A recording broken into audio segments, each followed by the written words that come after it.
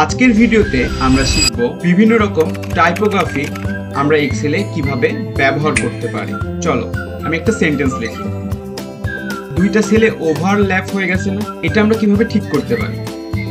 এটা আমরা যে সেলে লিখছি সেটার কলাম বরাবর উপরে চলে আসবো, এরকম একটা প্লাস আইকন আসবে, এরপরে ডবল ক্লিক করব।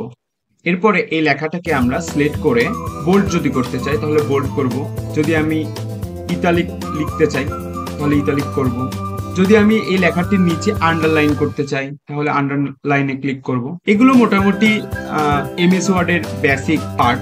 চলো আমরা একটু হার্ড কিছু শিখি। সাপোজ আমাদের অনেক সময় প্রয়োজন হয় এ স্কোয়ার প্লাস বি স্কোয়ার, লিখতে পারলাম না, তো তাহলে এটা কিভাবে লিখবো? আমি টুটাকে সিলেক্ট করব, সিলেক্ট করার পর এই যে এই আইকনটাতে দেখতে পাচ্ছ, এক আইকনে আসবো, এটা কি সুপার স্ক্রিপ্ট না? তাহলে সুপার স্ক্রিপ্টে ক্লিক করব।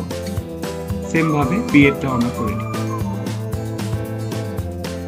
আমাদের সাব স্ক্রিপ্টের প্রয়োজন, তাহলে সিলেক্ট করব, এরপরে এই আইকনটিতে ক্লিক করব, তারপরে এটা ক্লিক করে যদি আমাদের এই সেলটার বর্ডারের প্রয়োজন হয় তাহলে দেখো এখানে বর্ডার সিম্বলগুলো দেওয়া আছে। তুমি কালারও চেঞ্জ করতে পারবা, এখান থেকে লেখার কালার এখান থেকে তুমি চেঞ্জ করতে পারবা।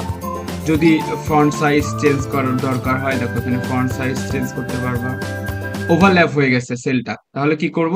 ডবল ক্লিক করব। যদি ফন্ট চেঞ্জ করার প্রয়োজন হয় তাহলে এখানে আসবো, ফন্ট চেঞ্জ করতে পারবো। এই ছিল এই ভিডিওতে টাইপোগ্রাফি নিয়ে আলোচনা। দেখা হবে পরবর্তী ভিডিওতে।